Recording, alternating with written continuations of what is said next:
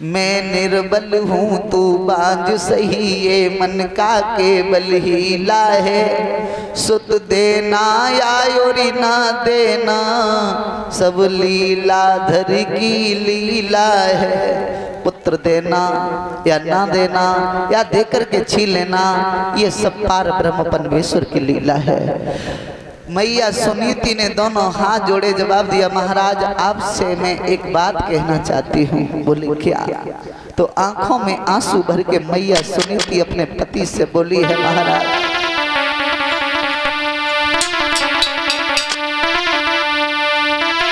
तो हाथ जोड़ी की कही मान ले सही पिया तुम मेरी,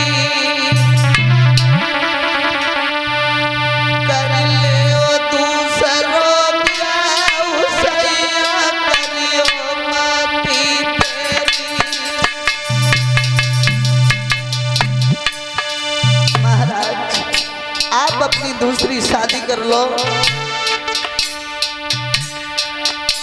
कर ले दूसरो ब्याह सैया करियो माती तेरी।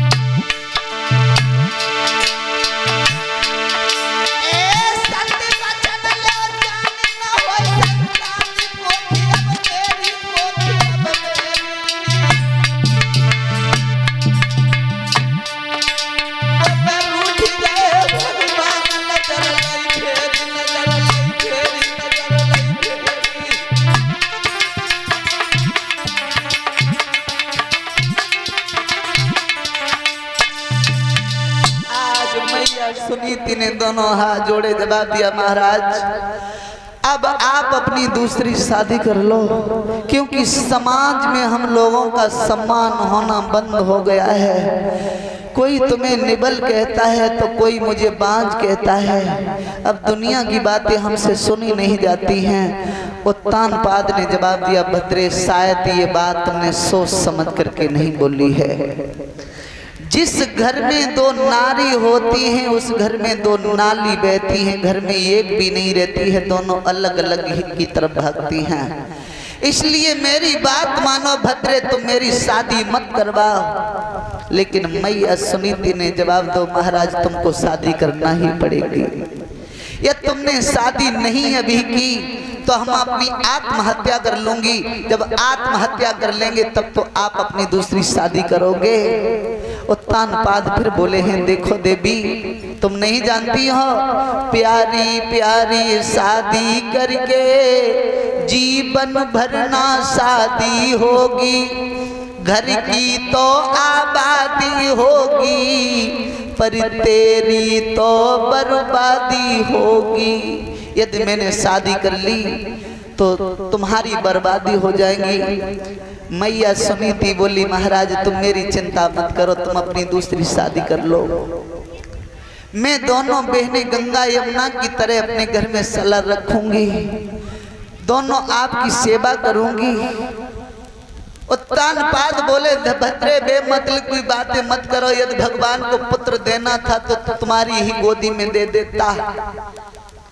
जब एक विवाह से सफल नहीं हुआ तो दूसरे विवाह से भी सफल नहीं होंगे। लेकिन माताओं, मैया सुनीति ने जब लाचार ज्यादा करो महाराज उत्तानपाद को, तो महाराज उत्तानपाद अपनी दूसरी शादी करके लेके आए। महाराज पहली मैया को नाम है सुनीति और दूसरी मैया को नाम है स्वरची। स्व माने सुंदर, नीति माने विचार, जिस मैया के सुंदर विचारों स्वरची। और महाराज दूसरी पत्नी का नाम क्या है? स्वरची, जो अपनी रुचि से अपनी इच्छा से चलने वाली थी। तो महाराज जैसे ही महाराज उत्तानपाद विवाह करके लौट के आए हैं, बड़ी रानी को जब अवगत हुआ है कि मेरे महाराज शादी करने के बाद लौट के आ गए हैं, तो दासी से इशारा किया कि दासी तुम जाओ और मेरी बहन जो छोटी दरवाजे पे आ गई है, मेरे पति शादी करने के बाद उसे आदर के साथ में अंदर लाना है। आज दासी पहुंची, और सुरची से जाकर के जवाब दिया, बहन इस डोले में कब तक बैठी रहोगी? डोले से कदम नीचे रखो, आपकी बड़ी बहन घर में प्रतीक्षा कर रही है। बहनाओ, जैसी बड़ी बहन को नाव सुनो भाई, जब मालूम पड़ा कि सर्प सूंघ गया हो, ऐसा मालूम पड़ा किसी ने छाती में बम्फर सा मार दिया हो। जवाब दिया, दासी कौन बड़ी बहन? आज से पहले मैं इस घर में मैं न कभी आई न हमारा कोई रिश्ता था, फिर हमारी कौन बड़ी बहन है इस घर में? दासी बोली, चिल्लाए गाय को नहीं हो, तुम्हारे महाराज की पहली पत्नी। सुरची बोली, इसका मतलब घर में हमारे सौते है? बोले बिल्कुल। दासी से इशारा किया, तुम जाओ मेरे पति को बुला करके लाओ। आज उत्तानपाद आ गए। उत्तानपाद जब आए तो मैया सुरची ने जवाब दो, महाराज हमें जब बताओ।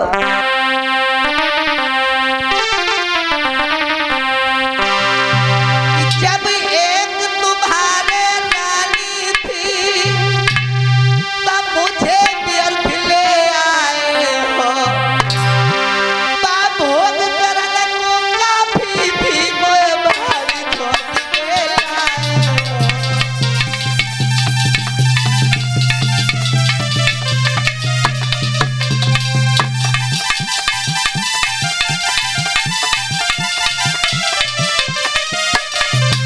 महाराज, भला क्यों मेरी जिंदगी को बर्बाद किया? क्यों मेरे बाप के घर पे सेहरा करके पहुंच गए? तुम्हें जरा भी तरस नहीं आई मेरी जिंदगी पर? महाराज,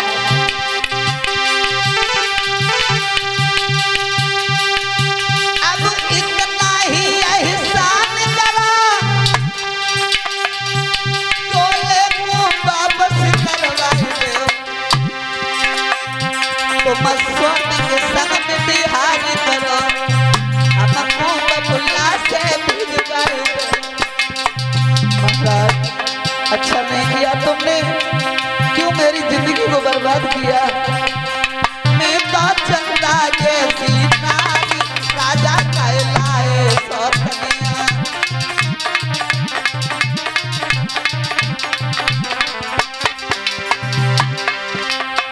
जो मैं होती काली काली, मैं तो पूनम जैसो चांद, राजा कहलाए सौतनिया।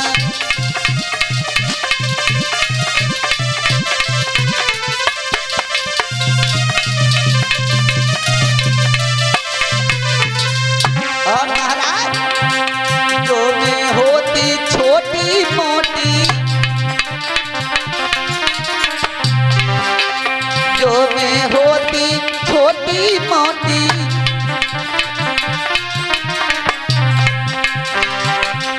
मेरी हिरना जैसी चाल, राजा कहलाए सौतनिया।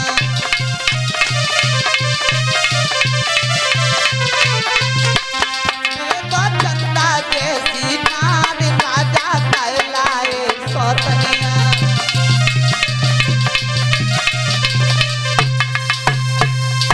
जवाब दिया, महाराज क्यों मेरी जिंदगी को बर्बाद किया? जब एक तुम्हारी पत्नी घर में मौजूद थी तो फिर क्यों पहुंच गए शादी करने के लिए?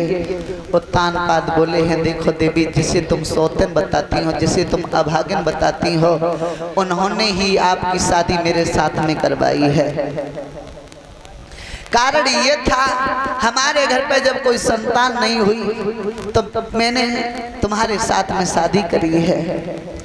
सुरुचि ने दोनों हाथ जोड़े जवाब दिया, महाराज अब मैं इस घर में नहीं घुसूंगी और तब तक नहीं जाऊंगी जब तक इस घर में सौतन रहेगी। आज उत्तानपाद ने दासी से इशारा किया, दासी तुम जाओ, सुनीति को हमने सारी रात समझाओ, बाकी समझ में एक बात ना आई। आज अब सुनीति को लेके यहाँ पे आओ। आज बहनाओ मैया सुनीति आई और सुरुचि के जाएगी, पैर पकड़ ले, जवाब दो बहन घर में चलो, क्यों बेइज्जती करा रही हो? जो कुछ भी आपको कहना है वो घर पे चल के कहना, द्वारे पर बेइज्जती मत कराओ। आगे बढ़ करके सुरुचि ने ऐसी लात मारी, वो मैया जमीन पे मुंह के बल गिर गई। भाइयों, उठ करके पुनः खड़ी हो गई। मैया सुनीति की आंख में आंसू आए गए। जवाब दिया, बहन दोस्त तुम्हारा नहीं है, दोस्त तुम्हारा नहीं है, दोस्त तो सिर्फ मेरा है। अगर मैं अपनी कोख से एक पुत्र को जन्म दे देती तो शायद आज तेरी ये लाते खाने के लिए मुझे नहीं मिलती। और मैया सुनीति आंखों में आंसू भर के एक शब्द कहा, सुन बे कि मेरी छाती में मारी लाती सहेली लागी कोई नहीं आई।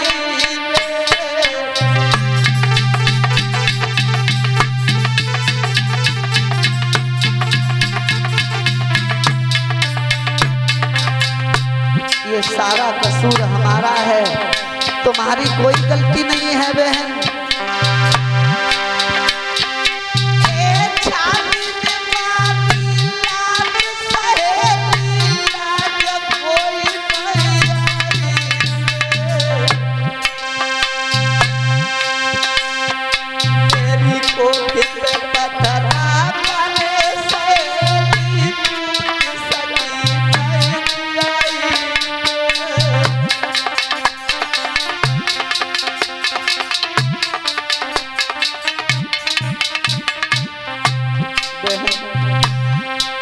घर में चलो, तुम्हारी सेवा करूंगी, तुम्हारे पुत्र को खिलाऊंगी।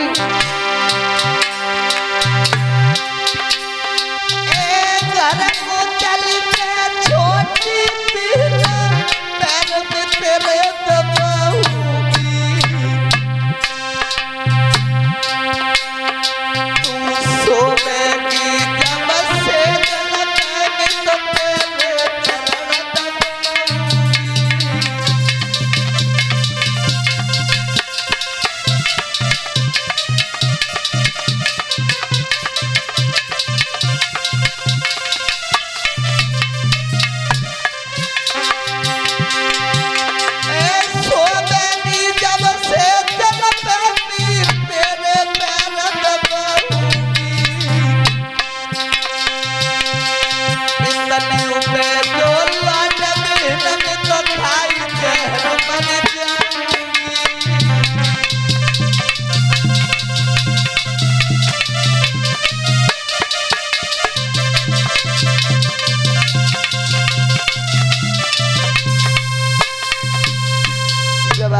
सहेली घर पे चल, जो कुछ तू कहना है सभा में मत कहे। यहाँ पर बेइज्जती महाराज की मत कराओ। मैंने जानबूझ करके तुम्हारे साथ में शादी कराई है। तुम जब सोओगी हम तुम्हारे पैर को दबाऊंगी, तुम्हारी बच्चे को खिलाऊंगी। आगे बढ़ के सुरची बोली, ओरी नादान बूढ़ी बिल्ली भक्तिन बनकर के चिड़िया घर में रहना चाहती है। और तान पाद से इशारा किया, सुनो महाराज, इसे मैं अपने पुत्र को खिलाने के लिए दूंगी। अरे पता नहीं ये मेरे पुत्र का गला घोंट करके खा जाए, क्योंकि जाके न गई हो पैर बीमारी वो पीर पराई क्या जाने। महाराज अगर मुझे घर में रखना चाहते हो तो मेरी सिर्फ बात सुनो, इसे घर से बाहर निकाल दो और खेतों पर झोपड़ी डलवा दो। वहां पर कौआ और चिड़ियों को रखाया करे, फसलों की देखभाल करे। और सुनो, इसे खाने के लिए एक शेर जौ दिए जाएंगे, वो भी सब्जी नहीं दी जाएगी। आज मैया सुनीति ने जवाब दो, बहन जैसे तेरी इच्छा हो वैसा तू कर, लेकिन तू घर में चल। तान पाद पीठ फेर करके खड़े होकर के रोने लगे हैं। मैया सुनीति बोली है, महाराज तुम क्यों रो रहे हो? रोने के लिए मैं काफी हूँ। क्यों रो रहे हो पति मेरे, ये तो हमारो भाग्य है। काम देओ मेरे हाथ में, महलन के बिना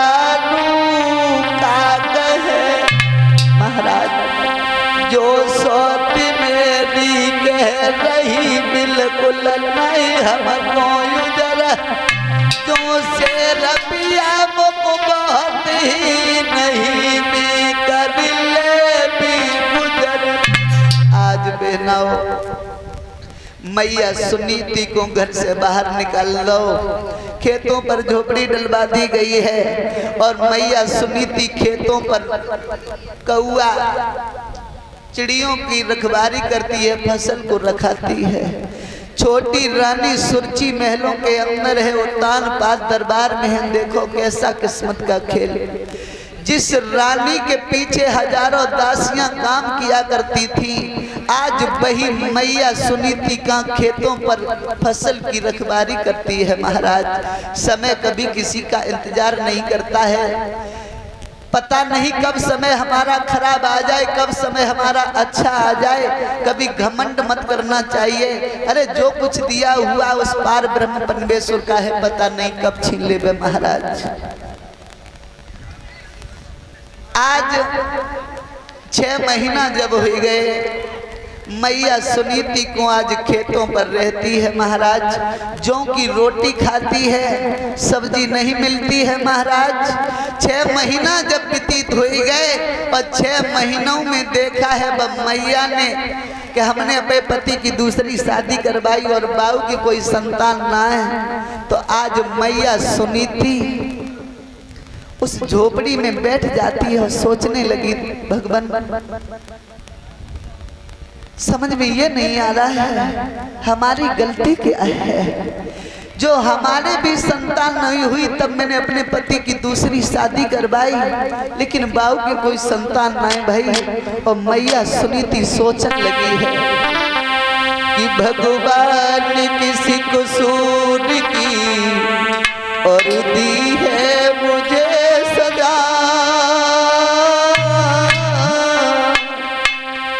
कि भगवान किसी कसूर की और दी है मुझे सजा। जिंदगी यही है तो जिंदगी क्या, जिंदगी यही है तो जिंदगी क्या।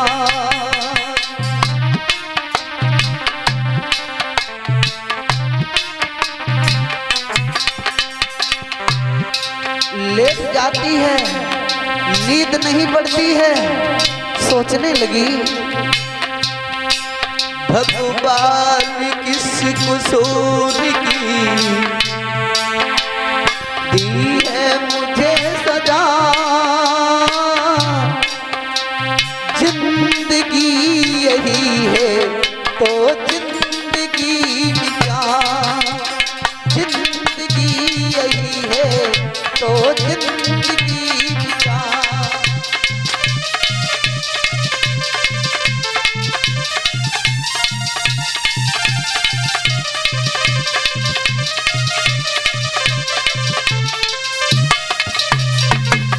सोचने लगी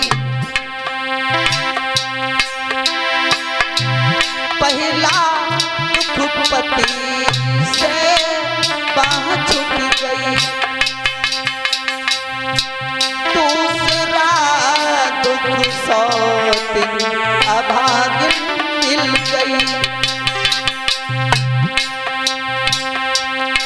तीसरा दुख पति से बाह छूट गई। भगवान किसी कसूर की, भगवान किसी कसूर की दी है मुझे सजा। जिंदगी यही है तो जिंदगी क्या, जिंदगी यही है तो जिंदगी क्या, जिंदगी यही है तो जिंदगी क्या। आज मैया सुनीति उस झोपड़ी में लेट जाती, नींद नहीं पड़ती। महाराज आधी रात्रि को समय भो 6 महीना जब व्यतीत हो गए, सोचने लगी अब ऐसी जिंदगी से मर जाएं तो ही अच्छी बात है। मैया सुनीति बस झोपड़ी को छोड़ के चल गई और जंगल में पहुंची है। तो जंगल में देव ऋषि नारद से मुलाकात भई। नारद ने जवाब दिया, देवी तुम देखने में किसी राजा की राजकुमारी लगती हो, फिर तुम्हारे ऊपर ऐसी कौन सी मुसीबत है जो तुम मरने के लिए आई? जवाब दिया, क्या बताऊं भगवान, कुछ मत पूछो। सबसे पहला दुख हमें ये है कि हमारे घर में संतान नहीं हुई है, और जब संतान नहीं हुई तो मैंने सोचा अपने पति की दूसरी शादी करवाएं। पति की दूसरी शादी भी करवाई, लेकिन फिर भी घर में संतान नहीं। बाबा जी सच बात ये है, ये कली दिन गए बीत बाबा भयो नहीं अवतारी।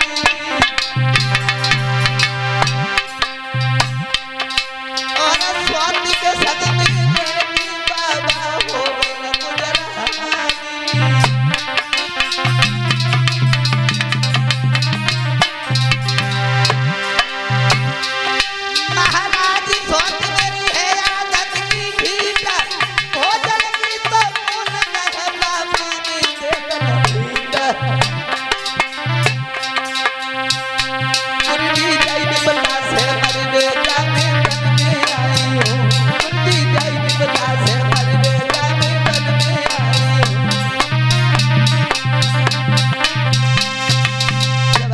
महाराज, मेरे घर में जब कोई संतान नहीं हुई, पति की दूसरी शादी करवाई, फिर भी संतान नहीं हुई। अब महाराज ऐसी जिंदगी में जीना नहीं चाहती हूँ, मैं अपनी आत्महत्या करना चाहती हूँ। देव ऋषि नारद बोले, बिटिया एक बात कहें, तुम घरे लौट जाओ। हम तुम्हें वरदान दे रहे हैं कि तुम्हारी कोख से ऐसो सुंदर पुत्र पैदा हुए, इतनो सुंदर बालक पैदा हुए, जब तक ये धरती आसमान मौजूद रहेगी तेरे बच्चे का लोग नाम लेंगे।